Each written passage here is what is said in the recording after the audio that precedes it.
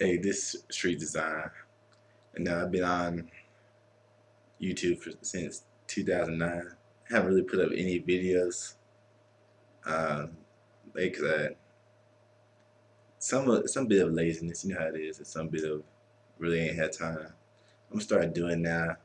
Um, I know my brother has been doing a lot of his own stuff on his pages. I don't know what's going on with him. Like he used to have one page, now he has like 3 pages, or I don't know, those two were deleted. I don't know. I usually try to keep one until they tell me I can't have it no more for whatever reason. You can check out his page. He's Spider-Man GX. He's in my friends list. I'm gonna start doing videos. One of the things I'm gonna start doing is segments called Let's Talk, where we just talk about certain things. It could be about gaming, it could be about cars, sports. I'm into sports because I'm a competitive person. I think competitiveness, it brings out the best in people. You know, it drives you to do the best, so it's not necessarily a bad thing.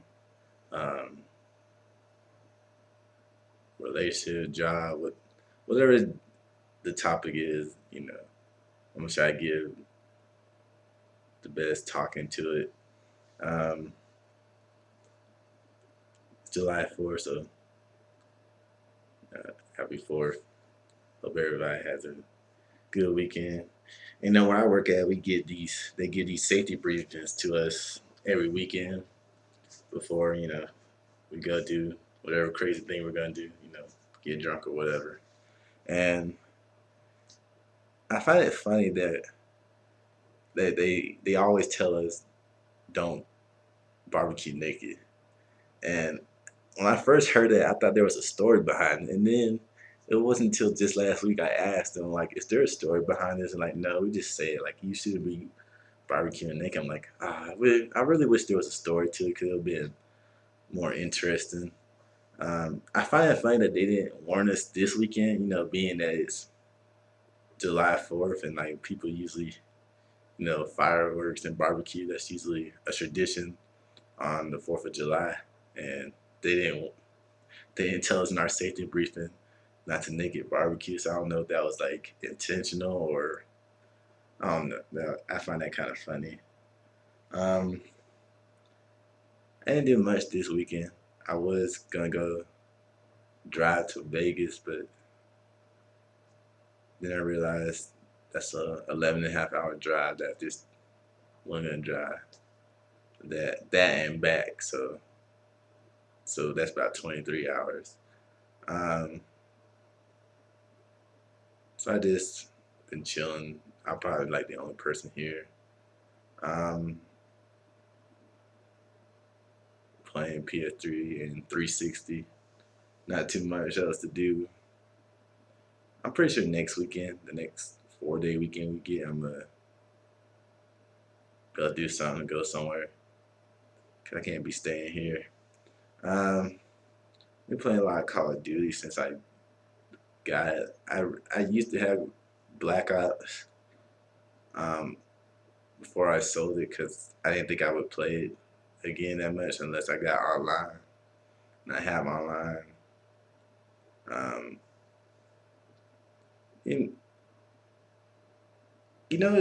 I thought there would be more. There's way more trash talking on the 360 than there is on the PS3. Um, Matter of fact, I really don't hear nobody say anything during the whole online play for the PS3 for Black Ops. I mean, I guess that's a good thing because sometimes it's annoying, but other times, it makes it a little bit more funnier and interesting. Now, what I find more funny is I have SOCOM 4, and I'm a big SOCOM fan, right, I used to be. The thing is, with this SOCOM, is not. If you ever played the other SOCOMs before, it's nothing like it. Like, I mean, there's some good things to it, but like, I miss the old SOCOM where you could tell them to go to this certain point. And now it's more like a technical, and that is more like you're. It's evolving around you and your team. Um, they try to make it like a Call of Duty Medal of Honor kind of thing, which is, it's nothing like that. This is not. It shouldn't be a shooting game. It's still a stealth game. That's what Navy SEALs are. They're designed to be stealth operation teams, and I think that kills the joy. I was gonna turn it back. I was gonna sell it to one of my roommate. He has a friend that he's like, I'll buy it off you, and I was gonna sell it, but then I play online because like, well, maybe online is fun. I try online, and the online playing is good, but what gets to me is this has as much trash talking as Black Ops on 360 or even Halo or something like that. Like, I was surprised because I'm like, really, this is SoCon. I mean, you know, I never heard so much trash talking coming from a SoCon because I played the second and third SoCon. There was nowhere near this much trash talking online, and they take it. It's like they really take it serious. Like, um, there was this one incident the other day where this one guy, his clan partner was like, "Well, we're gonna keep losing unless y'all communicate." And I don't have headsets anymore. I broke mine. I have yet to replace replace them yet, and so there was no way I could communicate. And they was like, "I think we should kick out everybody who's not communicating." I was like, "Well, you're gonna have to kick me out because I don't have a headset," and that could apply to just about anybody. And like some people were like, they had their headsets, but they weren't talking. They were telling the guys just to shut up because you know they didn't feel it was necessary to communicate. Which I kind of agree, like to a point. Like you don't really need to communicate to win, and not necessary. There is an advantage too if you decide to communicate, but I won't say it's a necessary. I mean, because we were getting our ass kicked, and I don't think that had anything to do with communication. I just thought we was going against a better team, or they had better plan. I mean, and we never decided to switch up our plan. We just decided to keep doing the same thing, and you know, it's called insanity when you keep doing the same thing and you expect a different result. I mean, so and eventually, this one guy just got tired of the guy talking, so he's like, "Hey, you can go somewhere else if you want to communicate."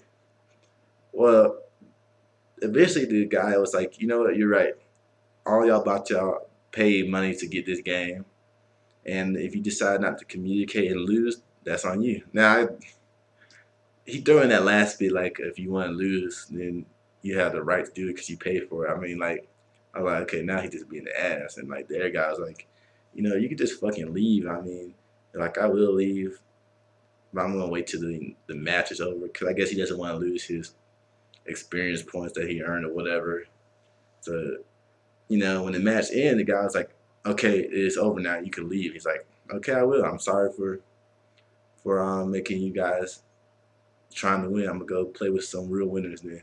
And it was like it's not that big of a deal. I mean,